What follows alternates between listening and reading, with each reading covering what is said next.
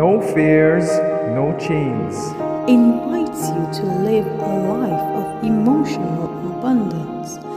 Written by Vanessa Pisuto. Narrated by Belinda Sainsbury.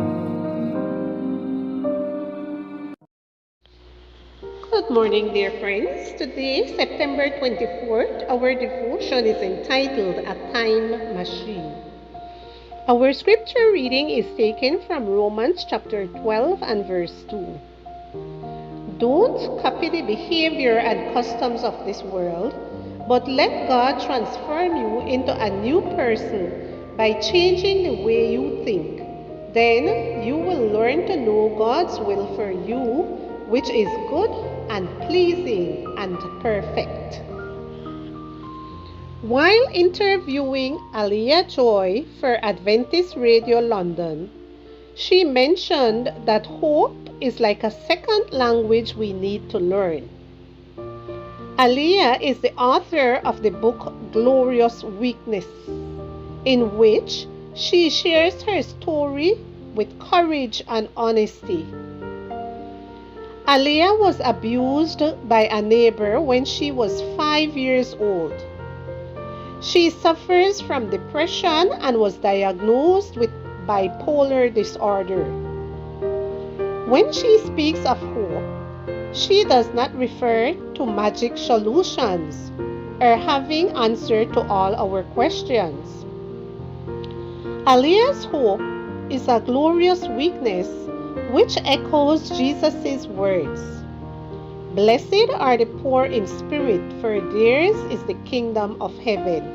Matthew chapter 5 and verse 3. During the interview, I asked her, how can we be authentic about our struggles and at the same time fluently speak the language of hope? Aliyah told me that the language of hope has two dimensions: remembering the past and projecting ourselves toward the future. We should build altars that remind us of how God has been with us in the past, but look forward to the new Eden, where there will be no more pain or illness. As Aliyah said those words, I thought of how hope is like a time machine. It allows us to travel between the past and the future. Effort is required to speak the language of hope fluently. When we learn a second language, we find out there are words and concepts that cannot be translated. A language is a reflection of a way of thinking. That is why there are lexical lagoons. For instance, the word sobremesa has no English equivalent. An English speaker who is learning Spanish will have to learn both the word as well as the concept of relaxing and chatting at the table after a meal. Hope is the language of heaven, and it reflects the way God thinks. God is not confined to time and space. Therefore, hope moves like Him, freely going through the past and the future like a time machine. To speak the language of hope fluently, we need to learn to think in a heavenly way and look through the eyes of faith.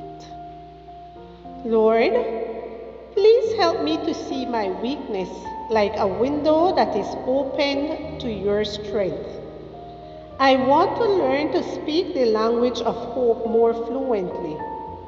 Help me to look through the eyes of faith, remembering your faithfulness in the past and your promises for the future.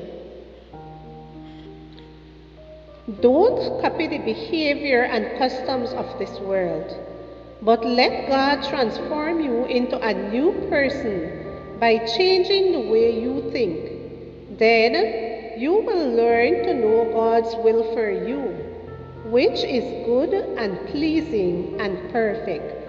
Romans chapter 12 and verse 2.